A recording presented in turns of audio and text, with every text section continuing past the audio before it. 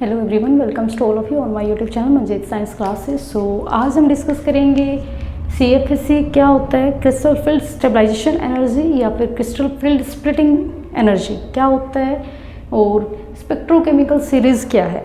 Basically last video के अंदर मैंने डिस्कस किया था CFT के पोस्टुलेट्स के बारे में और CFT के थ्रू ही जो स्प्लिटिंग्स है डी ऑर्बिटल की वो कैसे होती थी in case of octahedral complexes and in case of tetrahedral complexes.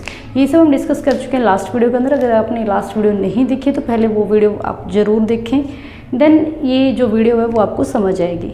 So start करते हैं। क्या होता है CFSE, crystal field stabilization energy या फिर crystal field splitting energy. Denote करते थे डेल्टा से। अगर हम बात करते हैं ऑक्टाहेड्रल कॉम्प्लेक्सेस की तो हम राइट करते थे डेल्टा नोट, और अगर हम बात करते थे टेट्राहेड्रल कॉम्प्लेक्सेस की देन हम राइट करते थे delta T for tetrahedral and O for octahedral. Clear. So क्या होता है CFSE, the difference of energy between the two sets of D orbital is called the crystal field splitting energy या फिर crystal field stabilization energy. Basically इन्होंने क्या बोला है कि टू सेट ऑफ ऑर्बिटल्स के बीच में जो डिफरेंस होता है, जिसे अपने लास्ट वीडियो के अंदर देखा होगा, हमारे पास जो ऑर्बिटल्स थे उनमें से कभी 3 ऑर्बिटल ऊपर जा रहे थे और कभी 2 ऑर्बिटल ऊपर जा रहे थे। तो मीन्स ऐसे 2 सेट बन रहे थे, एक कई बार 2 ऊपर जाते हैं, कई बार 3 ऊपर जाते हैं। वो डिपेंड करता है कि हमारी जो ज्योमेट्री है वो किस टाइप की है। तो इन दोनों के बीच में जो डिफरेंस होता है एनर्जी का उसको हम बोलते हैं crystal field stabilization energy. The difference of energy between the two set of D orbital, एक सेट ये वाला एक सेट ये वाला, 2 सेट के बीच में जो एनर्जी का डिफरेंस है उसको हम बोलते हैं CFSE। Clear. Next is spectrochemical series. Spectrochemical series क्या है? The arrangement of ligands in order of their CFSE value.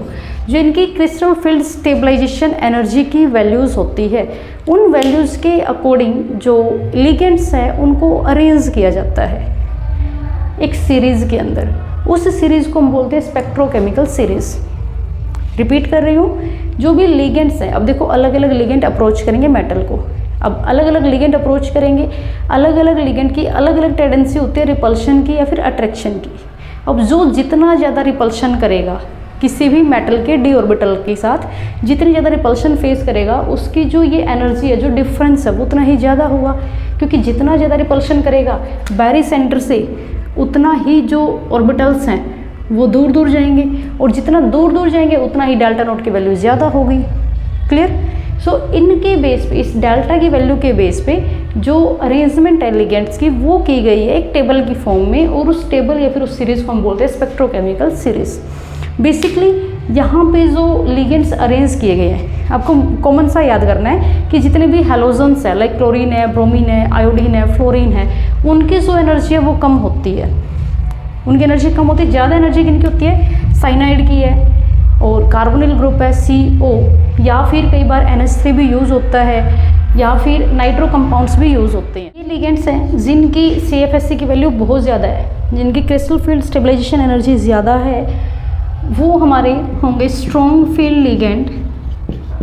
Strong field ligand, इनका फील्ड ज़्यादा स्ट्रॉन्ग होगा, मीन्स स्टैटिक इंटरेक्शन वाला फील्ड, जो इलेक्ट्रोस्टैटिक फील्ड था वो ज़्यादा होगा, जिसकी वजह से जो डेल्टा की वैल्यू वो ज़्यादा आएगी।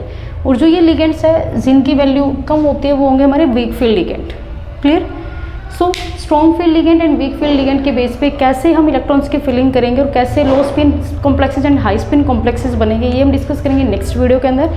Thank you, have a nice day.